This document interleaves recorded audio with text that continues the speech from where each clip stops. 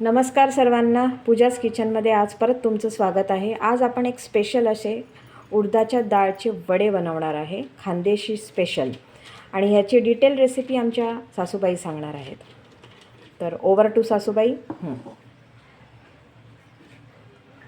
आषाढ महिन्यात आमच्या खानदेशमध्ये जावायला आणि मुलीला खास तळणीचा पदार्थ म्हणजे खास आमच्या उडदाच्या डाळीच्या वड्यांचा असतो, त्यांना बोलवतात। आणि मग त्याच्यासाठी मी तुम्हाला सांगते की 2 कप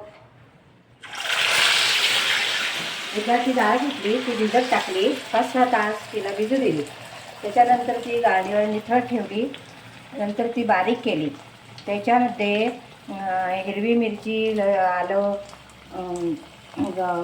बडीशेप, धना आणि कोथिंबीर, मीठ सगळं मिक्स केलं बारीक करून। आणि नंतर थोड्या वेळ अर्धा-पाऊण तासासाठी त्याला मुरू दिलं। मग नंतर एक एक अशा छोटे छोटे वडे तयार करायला घेतले। ते उडदाचे वडे थंडी आणि पाऊस असतो थोडासा वातावरणात, त्याच्यामुळे ते पचायला छान असतं, आपल्या शरीराला पण ते थोडेसे चांगले असतात। म्हणून हे वडे मी तुम्हाला करून दाखवते आहे। तरी तुम्ही ते रेसिपी आवडली तर तुम्ही हे करावं, सबस्क्राईब करा आणि आले ते। धन्यवाद। तुम्ही पाहिलंच असेल, उडदाच्या डाळचे वडे 2 मिनिटात आमच्या सासूबाईंनी पटकन तुम्हाला सांगितलं सर्वांना। परत एकदा आपण बघूया। उडदाची डाळ भिजत घातली, 6-7 तास टाकली भिजत। त्याच्यानंतर त्याला चांगलं वाटून घेतलेलं आहे। आणि त्या वाटून झाल्यावरती त्याच्यामध्ये मिरची, आलं, लसूण, कोथिंबीर आणि बडीशेप हे घालून त्याला चांगलं असं अजून मिक्स करून घेतलेलं आहे। तुम्ही पाहू शकतात। आता त्याचे छान असे वडे केले।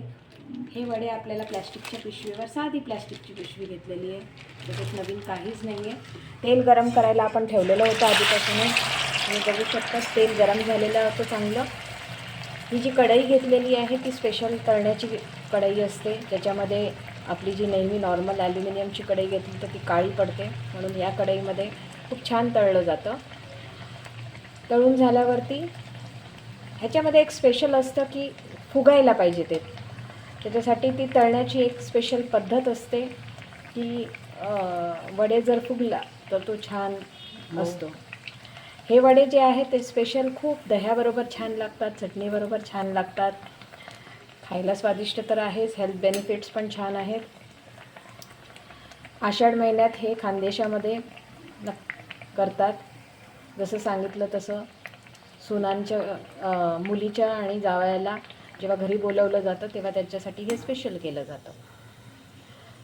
तर नक्की करून बघा, खूप छान लागतात, सोपे आहेत करायला, नाश्त्याला पण होऊ शकतात। ह्याच्याबरोबर पुरी भाजी केली तर जेवण पण छान, एक आपलं परिपूर्ण जेवण जे म्हणतो ते आपण जेवण करू शकतो। दही ह्याच्यामध्ये थोडंसं दही टाकलं की अजून छान। Thank you so much. आवडलं तर नक्की लाईक करा।